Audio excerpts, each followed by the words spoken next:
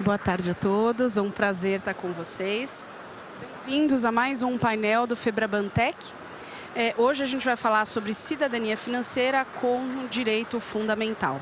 Quando a gente fala nesse tema, é sempre importante lembrar que o acesso a serviços financeiros de qualidade é um pilar essencial para a inclusão social e desenvolvimento econômico, e reconhecer a cidadania financeira como direito fundamental exige políticas públicas eficazes, parcerias estratégicas e inovações tecnológicas que promovam acesso universal e equitativo a produtos financeiros. Como bancos, fintechs e reguladores estão colaborando para democratizar o acesso ao nosso sistema financeiro? De que forma que a educação financeira está sendo efetiva como ferramenta de transformação social? Que desafios devem ser superados para que a gente integre populações historicamente excluídas ao nosso sistema financeiro? Qual o papel da tecnologia no contexto da educação? Gente, é muita coisa para a gente responder em uma hora. Nossa missão é hercúlea aqui. Mas, para que a gente possa tocar essa conversa aqui com muita propriedade, eu começo chamando à mesa, por favor, Luiz Mansur, chefe do Departamento de Promoção da Cidadania Financeira do Banco Central do Brasil. Luiz, muito obrigada aqui pela presença. Eu sigo chamando aqui também à mesa Rogério Saab, mesa não, né? Nosso bate-papo aqui. Rogério Saab, superintendente de Negócios de Impacto e Sustentabilidade da Caixa. Rafaela Vitória, economista-chefe do Banco Inter. Tadeu Silva, presidente da CREF. E Naércio Menezes, professor titular da Cátedra Ruth Cardoso no INSPER e professor associado da FEA-USP. Muito obrigada a todos. Naércio, a gente vai dividir o microfone aqui, tudo bem? Quando você for responder aqui, eu te passo. Bom, obrigada pelo tempo de vocês, obrigada pela participação. Quando a gente fala de cidadania financeira, é sempre importante lembrar que ela começa pelo acesso ao sistema financeiro, mas ela se torna sustentável quando há educação financeira, para que esse uso gere valor para cada vida e família na nossa sociedade. E aí eu pergunto, para começar essa conversa, na perspectiva de vocês, o que é que significa levar esse direito no contexto brasileiro atual? Quais são os principais obstáculos a serem superados para alcançá-los? E aí eu peço que o Luiz Mansur comece, por favor, fazendo um balanço no nosso cenário de educação financeira sob o ponto de vista do nosso Bacen. Boa tarde a todos e a todas. Gostaria de cumprimentar também meus colegas de mesa, Jean, Rafaela, Tadeu e Naércio. Bom, Maria Eugênia, eu gostei bastante da sua introdução, né, quando você diz que a cidadania financeira começa pelo acesso ao sistema financeiro, aos produtos e serviços financeiros, mas só se torna sustentável quando há educação financeira e esse acesso gere valor para o indivíduo e para a família, né? Essa sua definição, ela nada mais é do que o que a gente espera de um processo de inclusão financeira de qualidade, um processo de inclusão financeira de qualidade, né, que vai muito além de você prover apenas o acesso e o uso a produtos e serviços financeiros. A gente espera que esse processo ele gere o que a gente chama de bem-estar financeiro, né, para o indivíduo, para a sua família e com um efeito colateral positivo, né, transborde isso para a sociedade, né? O bem-estar financeiro é então o que se espera de uma cidadania financeira plena. E para atingirmos esse bem-estar financeiro, nós precisamos de 4 pilares, né? Esses 4 pilares são: nós precisamos de regulação, supervisão, proteção ao consumidor e certamente uma educação financeira que seja eficiente, e cada vez mais a gente precisa que essa educação financeira ela seja personalizada, né? Ela seja feita para atender às necessidades daquele indivíduo, ao momento financeiro que ele está passando, né, na sua vida financeira. Em termos de educação financeira, o Banco Central ele baseia os seus esforços num tripé que a gente chama carinhosamente de PLAPA ou CRE. É um trava-línguas, né? E que significa planejar o uso dos seus recursos financeiros, poupar de forma ativa e usar o crédito de forma consciente e responsável, né? A gente já trabalha esse tripé há bastante tempo. O que mudou nos últimos anos foi a crescente digitalização que a gente viu do sistema financeiro, né, as transformações tecnológicas que a gente está passando. Tudo isso mudou profundamente a maneira como o cidadão, como a gente está interagindo com o sistema financeiro, como a gente está interagindo com o nosso dinheiro, né? Hoje, nós temos 130 milhões de brasileiros com contas digitais. O celular já superou há muitos anos os pontos físicos de atendimento, né, as agências, como o principal canal de transação para empréstimos e para financiamentos. A gente não precisa nem falar do Pix, né? O Pix hoje é o meio de pagamento mais utilizado pela população, já superou há muito o dinheiro e o cartão de débito. E todo esse avanço ele gera de fato, né, grandes oportunidades de crescimento, né, de conveniência para o usuário, aumenta a concorrência, acelera o processo de inclusão financeira, mas eles também geram desafios. Fraudes e golpes são desafios clássicos que esse mundo cada vez mais digitalizado traz para a gente, e aqui a educação financeira e a educação digital tem papel fundamental. Eu acho muito difícil a gente separar hoje em dia educação financeira de educação digital, acho que elas têm que andar juntas. A ampliação da oferta de crédito, principalmente por canais digitais, pode expor o cidadão a situações de endividamento, de risco, né? Principalmente aquela população mais vulnerável, que tem menos nível de educação financeira, menos nível de letramento digital. Por isso que é importante que essas ofertas de crédito, principalmente pelos canais digitais, sejam feitas com bastante qualidade, bastante atenção pelas IFs e que sejam compreendidas e gerenciadas pela população de uma maneira bem adequada. Agora, o que a gente observa também hoje em dia é que essas transformações digitais, elas não se limitam simplesmente ao sistema financeiro, né? E aos meios de pagamento. Muitas delas vêm de fora do sistema financeiro, mas acabam gerando impactos na vida financeira do cidadão. É o que a gente tem observado agora com a proliferação aí de plataformas de apostas online, né? As bets, né, a questão das bets tem gerado intenso debate, né, devido a esse potencial que tem de prejuízo financeiro ao cidadão, né, risco de endividamento excessivo, principalmente, novamente, entre os cidadãos mais vulneráveis, que chegam a acreditar que esse tipo de aposta é um tipo de investimento, né, a gente ouve muito isso por aí.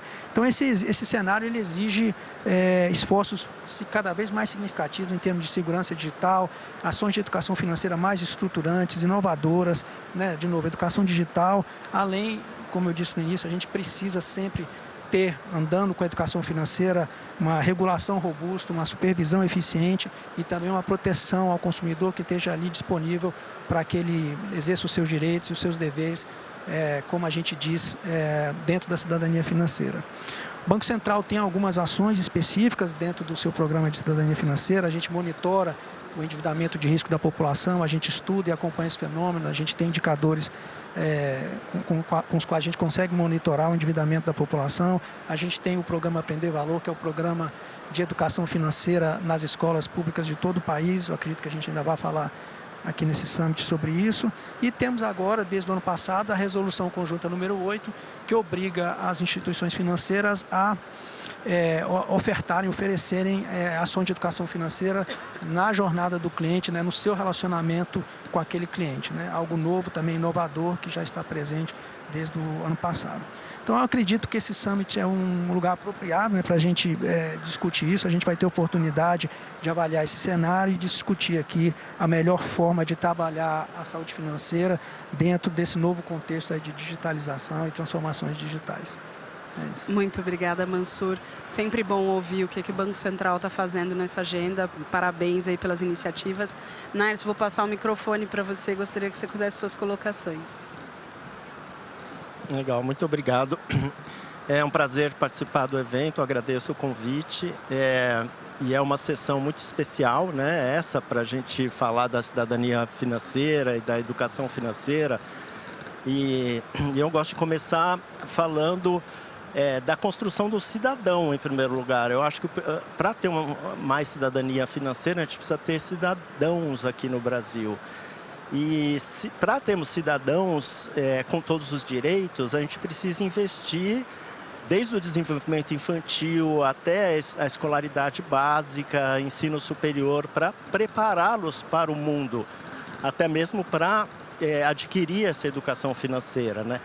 Então, tem um estudo recente que diz que 2/3 dos jovens brasileiros não têm o aprendizado básico nas escolas, ou seja, não têm as mínimas condições de ir para o mundo do trabalho, de se destacar, de ter uma carreira, de ter um sucesso profissional. Então imagine que 2/3 dos jovens que estão saindo da escola agora não sabem fazer contas básicas, têm dificuldade de leitura, têm dificuldade com as habilidades socioemocionais, quer dizer, persistência, paciência, conscienciosidade, adiar o retorno rápido. Então a gente está falhando no Brasil no desenvolvimento dessas habilidades básicas para o jovem. E isso começa desde a primeira infância. Muitas crianças crescem os 6 primeiros anos, né, que são fundamentais para a vida da pessoa. A ciência está mostrando isso através de várias áreas do conhecimento. E muitas crianças crescem numa situação de vulnerabilidade. Ainda crianças na pobreza, apesar do sucesso dos programas de transferência de renda. Você tem uma grande parcela morando em moradias inadequadas, falta saneamento básico, que é o básico, né, para o desenvolvimento. E aí, quando essas crianças chegam na escola, elas perderam, muitas vezes, essa capacidade de se concentrar, de aprender e de se desenvolver na escola. E o que acontece? Fica cada vez mais difícil elas aprenderem, repetem de ano, concluem o ensino médio sem esse conhecimento básico, né? Então, como essa minha fala de abertura com ela, eu queria salientar a importância do desenvolvimento mais básico, que vem antes, eu acredito, da cidadania financeira e da inclusão financeira. A gente está falhando na nossa tarefa de criar jovens que tenham esse desenvolvimento futuro, essa oportunidade futura para crescer em todas as direções. E essa falha nas habilidades socioemocionais pode explicar um pouco a questão das BETs, que eu achei muito interessante que foi salientado aqui. É a perspectiva do ganho rápido, é a perspectiva de ter uma recompensa rápida, é a dificuldade de adiar recompensas, é a dificuldade de adiar o retorno, de se concentrar, de investir no capital humano, que a gente chama, né? Isso tudo reflete o que a gente chama de falha nas habilidades socioemocionais. Então, eu queria iniciar minha participação salientando esse fato, que é básico.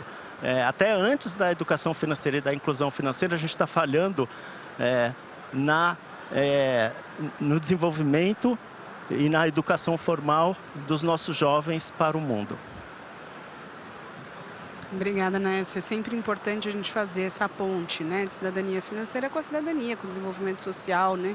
E aí, com isso, eu chamo também a Rafaela, por favor, a fazer suas contribuições aí sobre o nosso cenário de inclusão financeira. Obrigada, Maria Eugênia. Eu tenho uma visão muito construtiva do nosso setor financeiro, como a evolução da bancarização ela aconteceu nos últimos 10 anos, desde a criação da conta digital. O Inter participou desse processo, né, junto com o Banco Central, lá em 2015, dessa elaboração da conta digital, né? A gente teve o primeiro processo de abertura de conta digital no Brasil. Na época isso não existia e a gente foi lá no Banco Central, a gente quer ter um banco por aplicativo e abrir uma conta sem a documentação física. Isso pode? E não existia nada que proibia, né? Não existia regulamentação.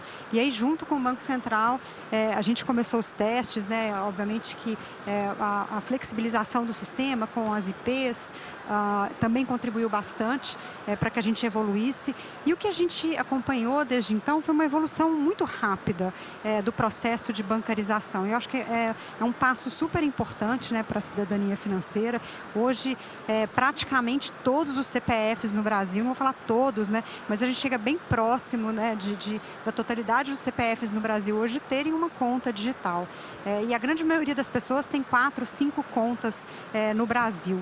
E isso trouxe, né, um benefício muito grande, acho que principalmente para as camadas de mais baixa renda, para uma população que antes não era bancarizada. Vou destacar aqui uma população feminina que antes não tinha o acesso à conta, né, mulheres que ainda dependiam dos maridos, né, para fazer cheque, né. Minha mãe ainda está, agora ela tem a conta dela também, mas até pouco tempo atrás minha mãe não tinha uma conta própria, né, era o marido que permitia ela ali assinar um cheque de uma conta conjunta.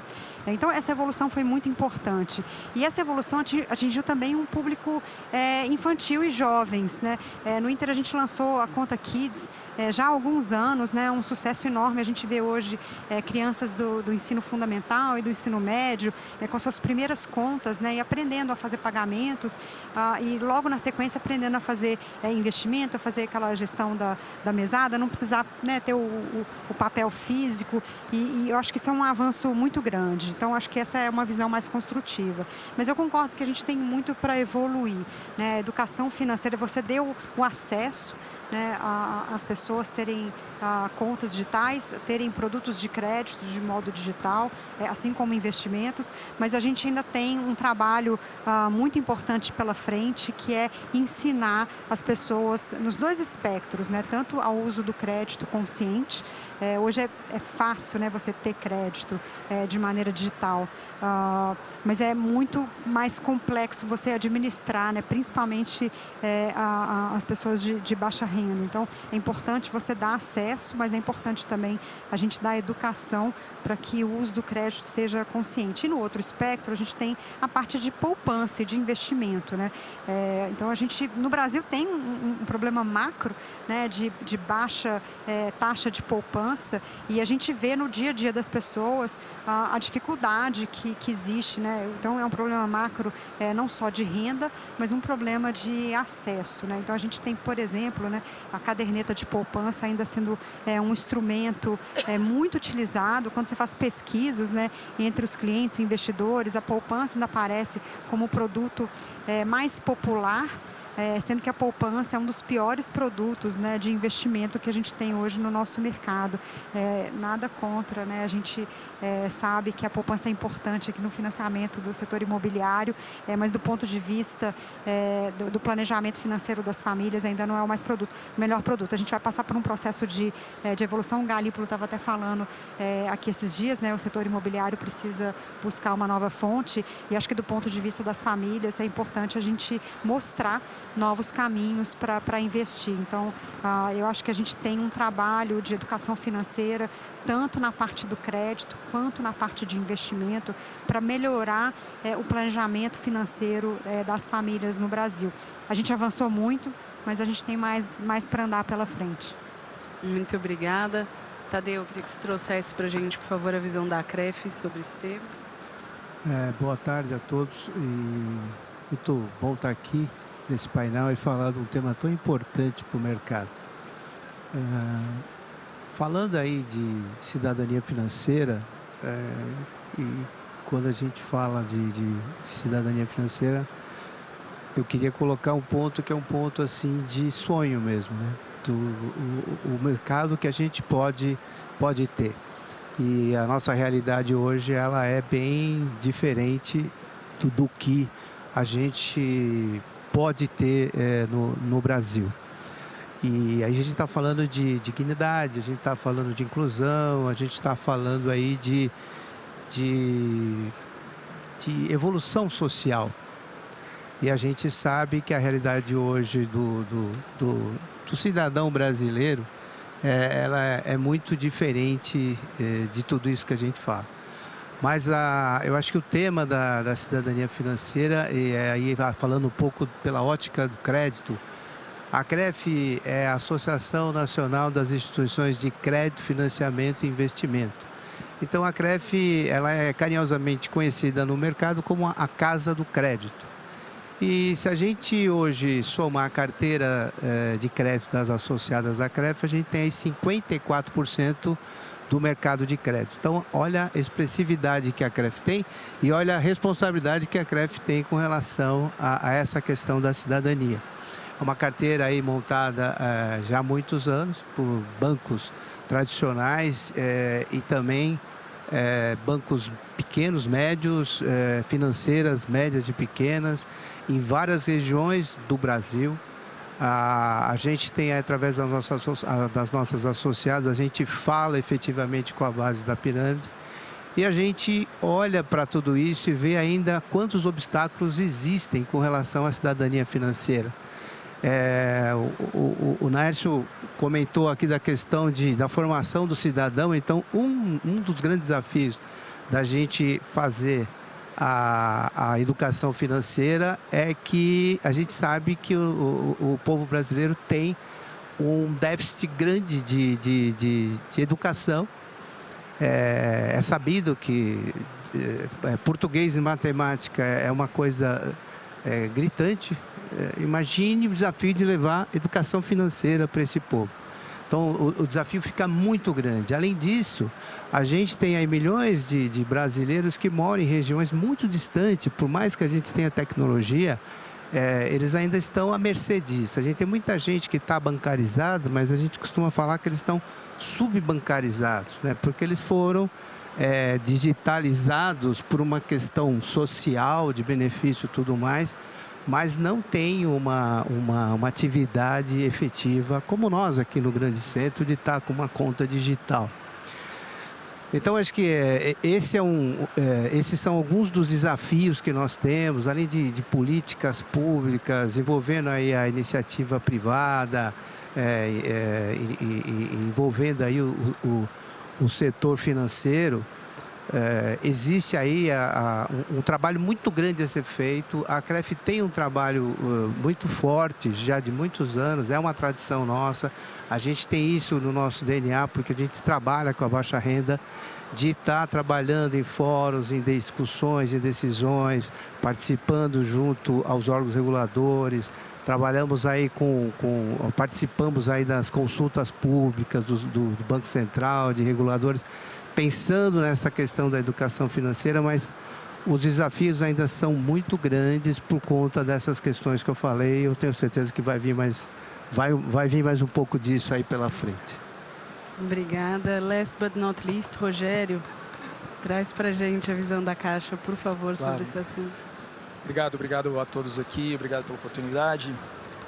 Estava escutando os outros painelistas aqui conversando e eu queria primeiro reforçar um ponto que o professor Naércio trouxe em relação ao aspecto de cidadania. Então, a gente está falando de cidadania financeira, mas acredito que a gente precisa reforçar que num país como o Brasil, a demanda por outros aspectos do que é cidadania, até que a gente consiga realmente atingir aquilo que é cidadania financeira. Então, num país onde 46% da população não tem acesso a um sistema de esgoto decente, onde 16% da população não tem acesso à água tratada, falar de cidadania é um ponto bastante complexo. E corroborando aqui também com o que a Rafaela e o Mansur comentaram, a gente tem um desafio muito grande, que é uma questão de letramento, tanto o letramento digital quanto o letramento do que é finanças, né? Então, a população ainda investe em poupança porque no senso comum é aquele investimento mais acessível, aquilo que todas as pessoas entendem. Então, nesse sentido, a gente na Caixa, trazendo um pouquinho de teoria e evocando aqui alguns pensadores, a gente estruturou a nossa frente de cidadania. A gente tem uma frente de cidadania digital, que engloba mais até do que em cidadania financeira, mas a gente evoca aí alguns pensadores. Então, o primeiro deles é o Amartya Sen. Ele traz as 5 liberdades instrumentais, né? Então, a gente, além da cidadania financeira, a gente precisa pensar também em liberdade política, autonomia econômica financeira, oportunidade social, segurança protetora e acesso à transparência. Essas são as 5 liberdades do Amartya Sen, e isso foi estruturado, a nossa Agenda 2030 na Caixa de Sustentabilidade e Cidadania foi estruturada em torno dessas 5 frentes.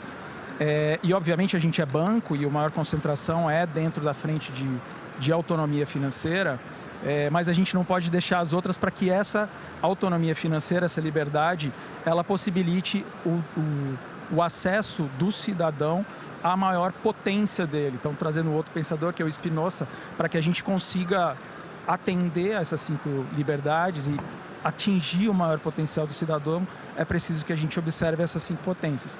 E, dentro da Caixa, obviamente, a frente financeira é a mais importante. Então, a gente vai falar, acredito que daqui a pouco, mas considerando as diferentes personas que existem, né, no ambiente brasileiro. Então, a gente vai desde população ribeirinha, passando por todos os vulneráveis, né, que a gente tem, quilombolas, por exemplo, Então, cada um com sua característica, e obviamente que a Caixa, enquanto um banco social, observa talvez um pouco mais fortemente essas populações, mas a gente precisa observar todos esses aspectos para que aí sim a gente tenha uma perspectiva de cidadania financeira concretamente evoluída dentro do Brasil.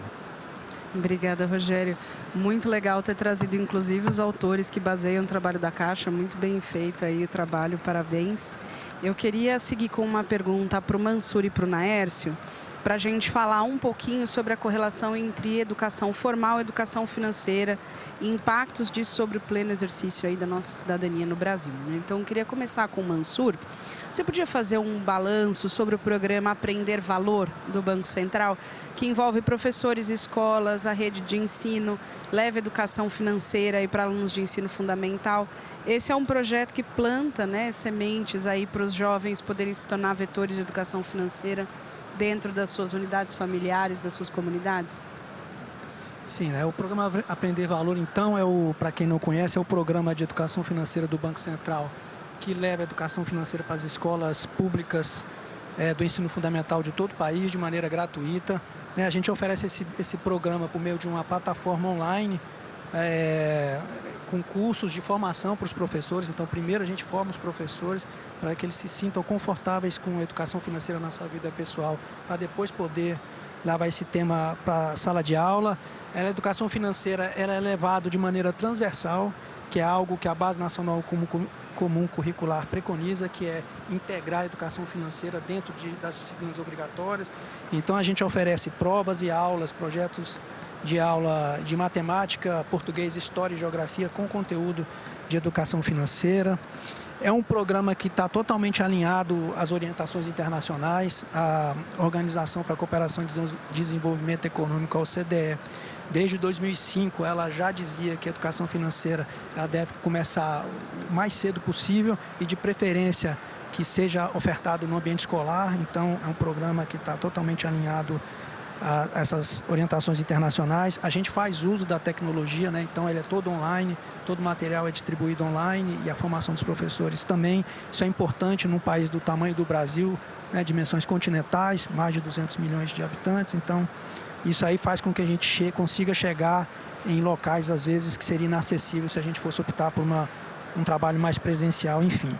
Na verdade, então, o Aprender Valor, ele atua de duas maneiras, né? Ele planta uma semente do futuro, né? Porque a gente prepara essa criança, esse jovem, né? Capacitando essa criança a planejar o uso dos seus recursos, a poupar de maneira eficiente, né? Usar o crédito de maneira responsável. Então, quando ele se tornar um adulto, ele certamente vai ser um cidadão capaz de tomar decisões financeiras melhor embasadas, né?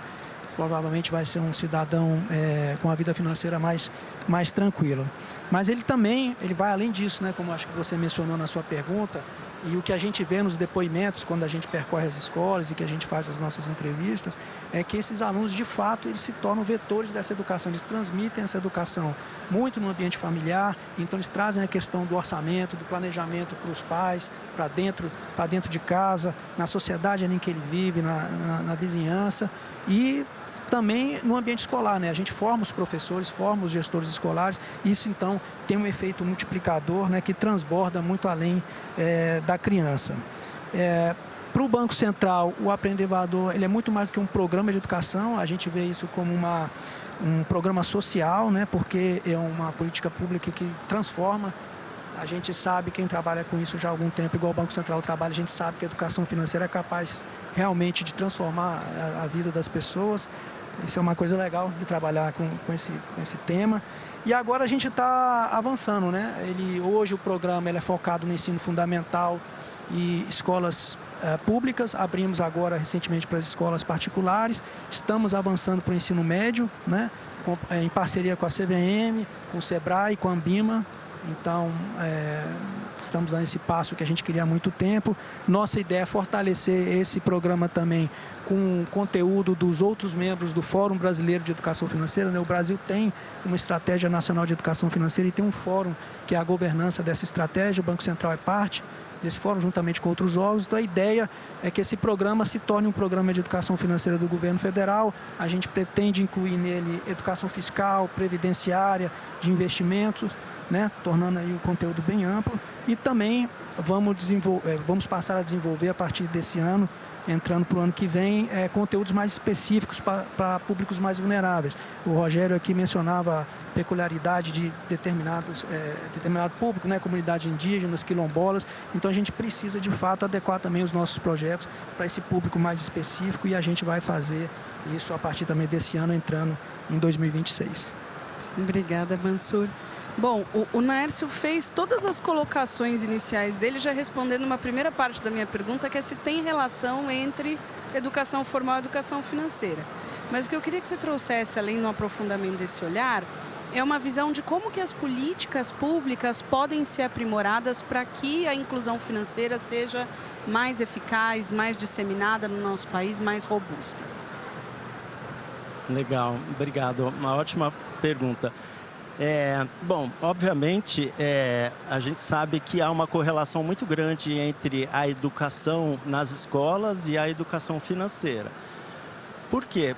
Porque a gente tem no Brasil, infelizmente, uma experiência de que os alunos têm muita dificuldade de aprender, por exemplo, matemática, né? Se a gente pegar os dados padronizados, o Brasil tem um sistema de avaliação educacional muito bem desenvolvido, a gente consegue acompanhar o desempenho dos alunos há décadas em exames de matemática, de língua portuguesa, e a gente vê que o aprendizado em matemática está estagnado há 30 anos, né? Eu não quero ser pessimista, né? Mas assim, eu tento trazer um pouco de realismo através dos dados que a gente observa, né? Então, os alunos, basicamente, principalmente nas escolas públicas, mas não só, eles não aprendem matemática, basicamente, né? Eles chegam no ensino médio com muita dificuldade. Isso já foi analisado por vários economistas através de dados, né? E o que acontece? Quando a gente vai fazer uma avaliação de impacto, para falar da correlação, né? Existem avaliações de impacto feitas por acadêmicos de programas de educação financeira. Esses programas são super bem desenhados, né? Então você tem uma aleatorização, é o que a gente chama de randomized control trials. Tem um grupo de tratamento que recebe a educação e um grupo de controle que não recebe. E é definido por sorteio, para não ter nenhum viés. E o que a gente observa? Por exemplo, tem um estudo em Brasília com 15 mil alunos, tem um estudo em Goiás. Esses estudos mostram que a educação financeira acaba tendo pouco impacto na vida desses jovens, né? Na mudança de hábitos, no planejamento financeiro.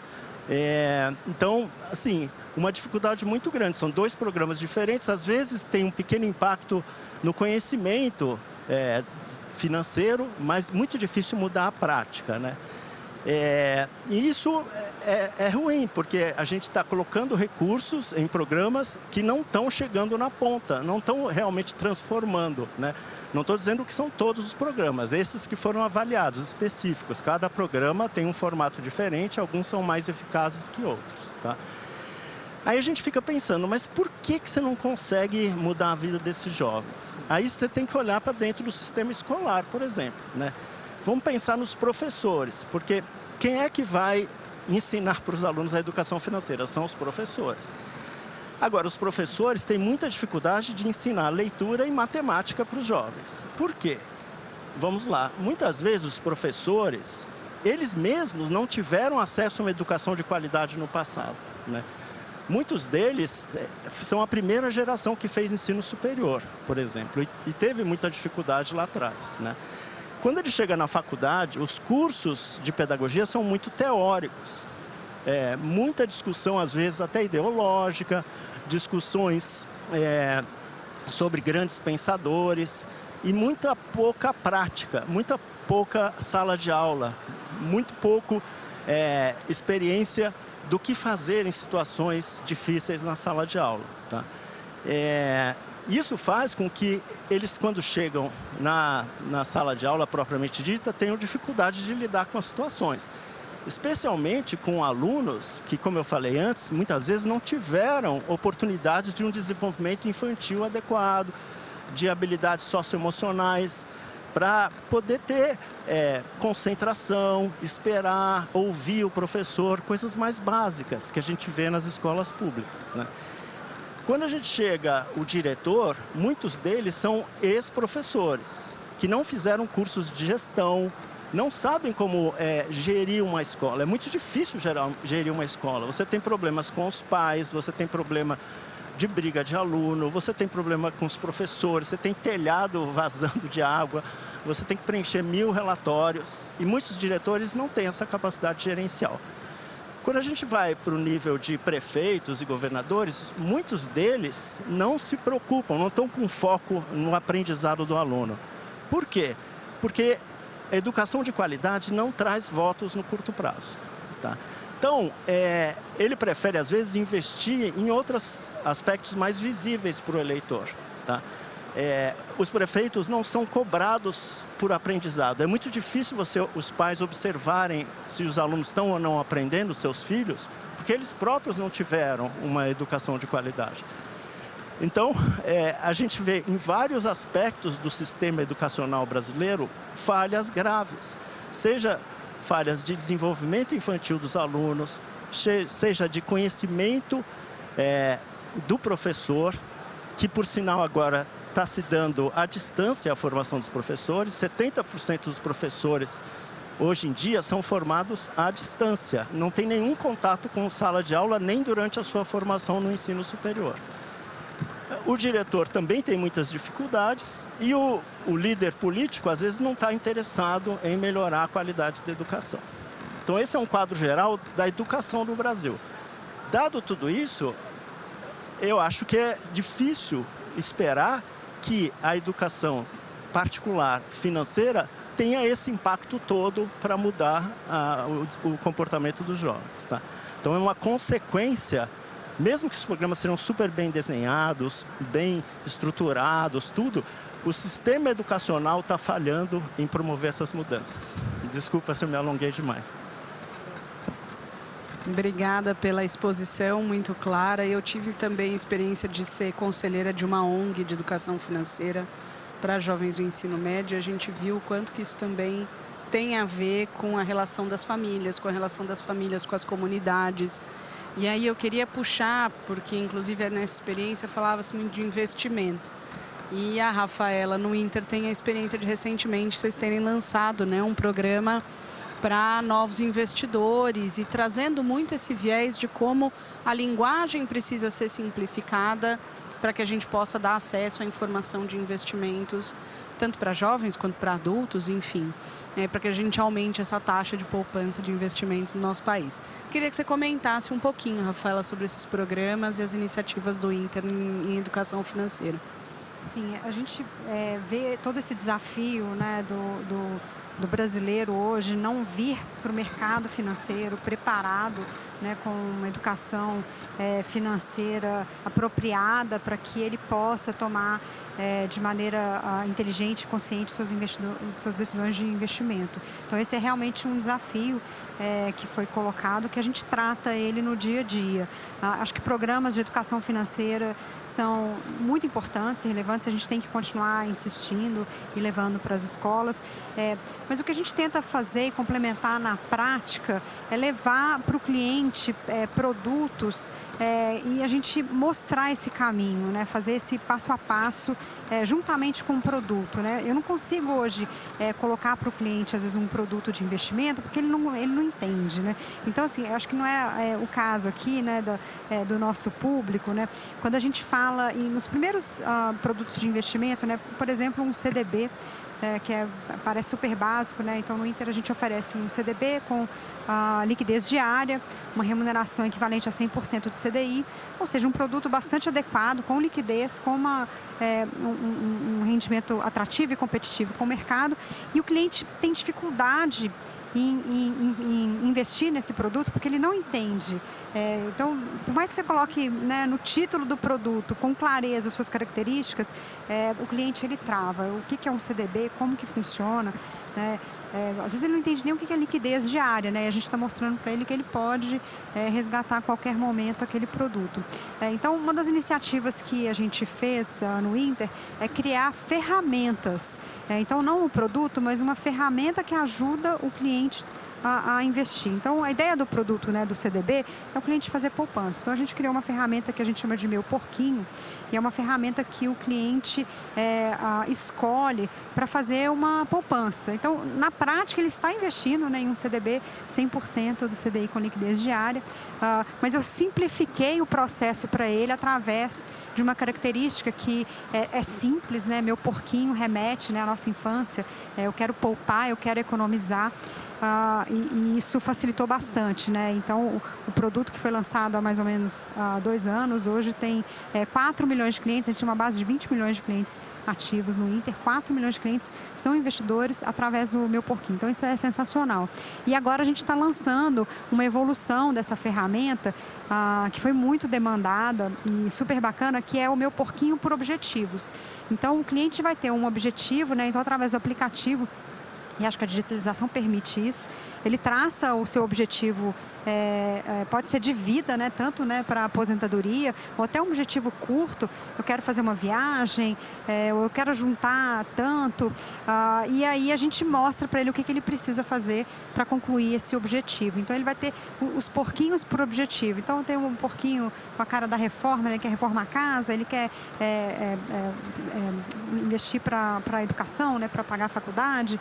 Então, a gente tem vários objetivos, ele pode fazer essa ferramenta para cada objetivo. Então, você cria um modo simples, né, para o cliente entender. Ele tem um objetivo e você gamifica, né? Hoje isso traz uma atratividade, né? Ele consegue ver o tanto que ele já evoluiu naquele objetivo, está perto, está longe, e na prática a gente está só mostrando para ele o caminho de como investir, de uma maneira simples, sem ficar fazendo muito aquela fórmula, né, dos juros compostos. Muitos investidores não sabem nem o que é juros, né? Então, na hora que vai lá em juro composto, você complica muito para ele ter essa decisão. Então, quando você mostra só a ferramenta, deixa que a gente faz o trabalho por trás e vai mostrando a evolução ao longo do tempo, é uma maneira de você ensinar junto com a prática. Então, isso tem sido muito importante, é uma maneira muito construtiva, de muito sucesso. Então, o produto acaba tendo muito sucesso e o cliente fica muito feliz. E ele está ali aprendendo aos poucos, na medida que ele vai fazendo aquela sua poupança. Ele vai vendo aquela evolução. Obviamente que na parte de investimentos, e acho que é muito importante a poupança, ela é algo de longo prazo, né? E é difícil, a gente brinca, né? Fazer investimento, né? Poupar é igual dieta e exercícios, né? Você precisa ter disciplina e nem sempre você vê o resultado, né? Se você poupa R$100 hoje, no final de um mês você vai ter R$101, não é tanto, né? Então você não vê aquele ganho e aquilo é muito desestimulante quando você faz a conta de juros, mas ao longo do tempo você tem sim aquele ganho importante que vai acumulando e a ferramenta vai mostrar exatamente isso para cada cliente. Então a gente quer dar esse caminho para que o cliente possa criar a sua disciplina, a sua autodisciplina, né? Investir, ela tem esse contexto da autodisciplina, mas na prática ele vai testando e vai fazendo aquilo aos poucos e aprendendo na medida que ele vai aplicando. Excelente. E aí eu queria puxar um gancho para um público que é muito difícil de tratar, que é o dos jovens, né? E aí, Rogério, a Caixa tem lançado uma série de programas, inclusive em parceria com empresas, né? Para tratar do público jovem, educação financeira, cidadania financeira para estudantes, muito na linha, né, do que o Aprender Valor também do Banco Central trouxe. Queria que você falasse um pouquinho mais desse público, dos desafios do programa. Legal. A gente tem, na verdade, uma série de iniciativas, até porque falar de público jovem é falar de faixas etárias muito diferentes, né? Você falar com uma criança até 5 a 10 anos é completamente diferente de falar de um jovem que está no ensino médio. Sim, nós fizemos já algumas parcerias, então temos uma parceria com o Instituto Coca-Cola, por exemplo, que fornece ali principalmente educação financeira para os jovens. A gente tem uma parceria também, a gente acabou de lançar no universo ali do Roblox, que eu não conheço, minha filha conhece, talvez os filhos de vocês conheçam, mas tem um universo ali dos poupançudos que foi lançado no Roblox. Então tem uma série de iniciativas que compõem a visão que a Caixa tem de educação financeira para jovens. como nós somos ali o agente operador do programa Pé de Meia do governo federal, há uma série de outras iniciativas também para atender esse público de maneira específica, mas a ideia é que, como o Mansur trouxe um pouco mais cedo, há necessidade de uma personalização das soluções para que os públicos sejam atendidos em sua plenitude, né? Então, esse aspecto de hiperpersonalização, acredito que ele não só é uma tendência, mas tá virando realidade com inteligência artificial generativa, e, enfim, uma série de outros instrumentos, né, tomada de decisão por dados e tudo. Acredito que a gente vai ver cada vez mais essa hiperpersonalização para os jovens, inclusive como eles têm uma distribuição até atípica do adulto médio, né, eles se dividem em tribos, né, então a gente tem que se comunicar da forma mais assertiva com diferentes tribos, né, com diferentes nichos ali de jovens. Tem os gamers, tem os emos, enfim, tem uma série de públicos que atendem por um tipo de comunicação diferente. Fora que, além desse público jovem que faz parte aqui do nosso círculo de conhecimento, há outros públicos jovens, e eu sempre vou puxar para esse tema, porque é onde a gente trabalha, dentro do aspecto de cidadania e sustentabilidade, que são os públicos mais vulneráveis também. Então a gente tem trabalhado muito forte um conceito de decolonialismo, ou seja, as finanças que são conhecidas hoje da forma que a gente conhece, são finanças ocidentais, da forma que elas foram trazidas para cá, desde que elas foram construídas. Mas se a gente pensar numa população indígena, que tem um conceito diferente de garantia e de posse de terra, ou uma população quilombola, que também tem um conceito diferente de posse de terra, como é que funcionam as garantias em torno desses conceitos? Isso vale tanto para jovens quanto para adultos, né? Então, essa parte da educação e do letramento, ela é muito importante, porque não adianta a gente ter uma crescente na digitalização, disponibilizar as soluções todas digitais, dado que não há um conhecimento básico, né, como o professor já trouxe, como a Rafaela já trouxe, do que é finanças e de como que elas podem acessar finanças que sejam adequadas para as suas necessidades. Obrigada, Rogério. Para tudo isso a gente precisa ter um ambiente favorável. Políticas públicas favoráveis, instituições trabalhando em colaboração. Esse é um tema que, por definição, ele é coletivo colaborativo, né?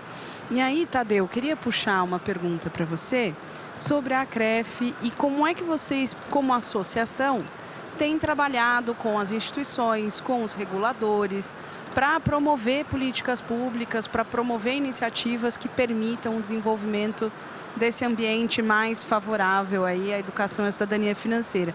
E aí, pensando principalmente, né, na proximidade de vocês com esse público tomador de crédito, normalmente, como é que é a tua visão desse ambiente?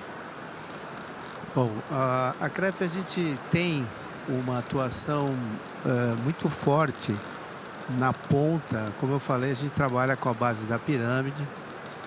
Então, vou citar alguns exemplos aqui, né, de ações da CREF pensando em cidadania. Uma delas foi a questão da implantação do cadastro positivo. A gente teve uma participação importantíssima para que o cadastro positivo fosse implantado. E com essa medida a gente trouxe para o mercado de crédito aí milhões de pessoas que tiveram uma inclusão no mercado de crédito. E isso trouxe aí uma questão muito importante em termos de inclusão financeira e ascensão mesmo dessas pessoas. Uma outra coisa importante, e o Mansur falou da resolução conjunta 8, e para você ter uma ideia, na CREF 70% dos nossos associados são pequenas instituições financeiras e fintechs também. Então a CREF teve um papel preponderante na implantação da resolução conjunta 8, que obrigou as instituições financeiras a mostrarem as suas ações com educação financeira. Então isso é uma resolução que acabou de fazer um ano agora, e a gente vê que teve uma grande evolução.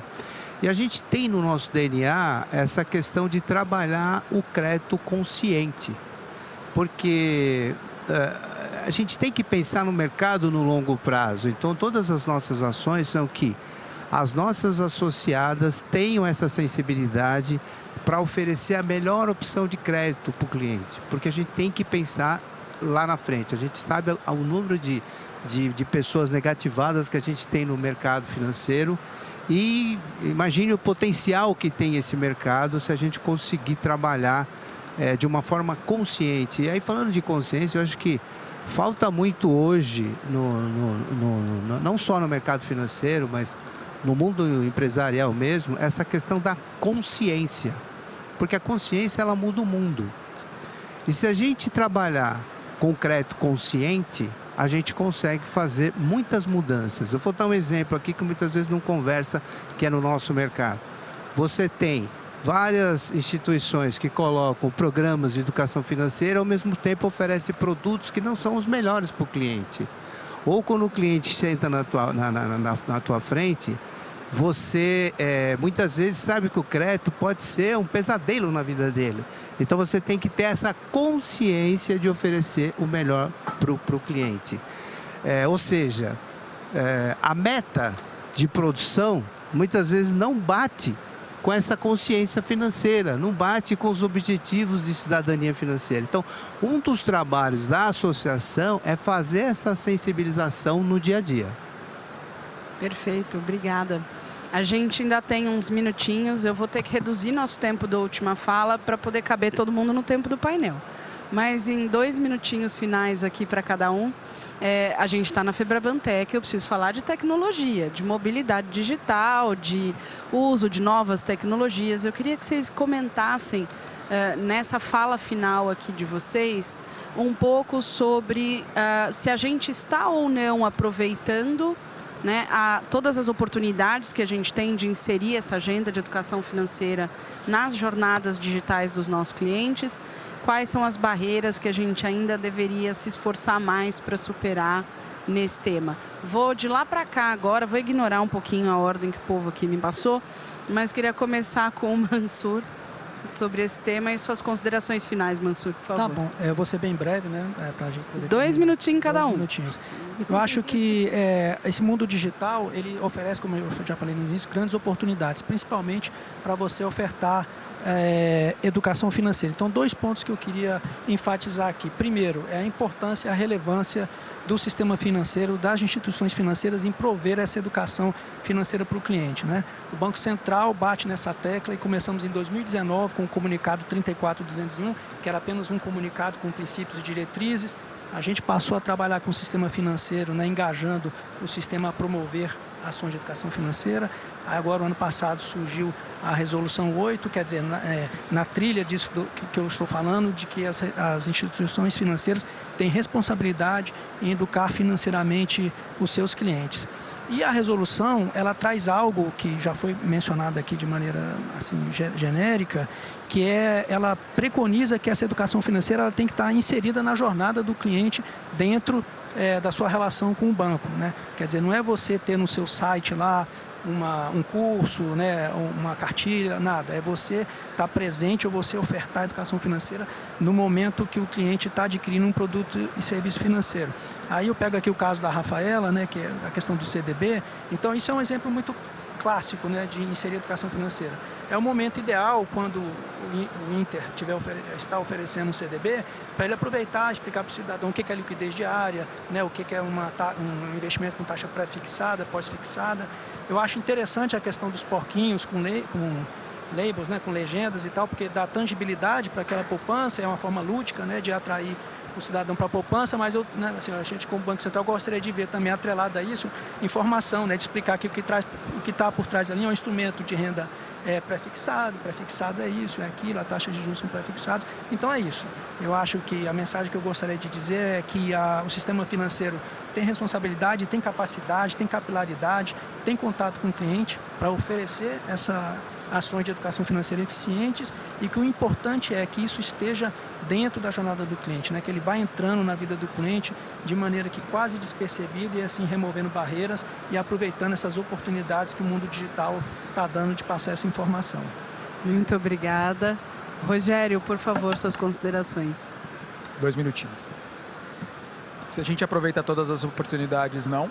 Até porque nós temos barreiras que são difíceis de serem superadas. Então, vou dar um exemplo. Há alguns anos eu fui gestor do programa, da parte operacional do programa Bolsa Família, e a gente tinha dificuldade de dar informação e educação financeira para este público, porque eles não têm acesso à internet, o que é básico. Então a gente começou a ter que passar essas informações para eles via SMS, porque o SMS eles recebiam. Se a gente mandasse um push ali, por exemplo, eles não recebiam. Então vai desde esse tipo de necessidade até outras como os pontos de contato, né? Então o Mansur estava falando agora há pouco sobre a necessidade de incluir educação financeira na trilha e na jornada do cliente. Há necessidade de se manter um contato mais frequente. Então, se a gente puxar um pouquinho da teoria de economia comportamental, a utilização, por exemplo, de nudes. Nudes, que eu digo, é N-U-D-G-E-S, tá, gente? Não é nudes. É importante fazer esse disclaimer. Então, o envio ali dos nudes, que são os pontos de contato, né? Aqueles insights que se mandam para os clientes, é fundamental para que a gente mantenha uma recorrência na comunicação e não deixar para falar com o cliente só quando ele for pegar empréstimo, só quando ele for fazer uma aplicação. Então, assim, a gente ainda não aproveita todas as oportunidades, óbvio que a gente está num momento, né, de desenvolvimento e aprendendo também com a digitalização dos processos e tudo, mas ainda acredito que haja muita oportunidade. Obrigado. Muito obrigada, Rogério. Rafaela?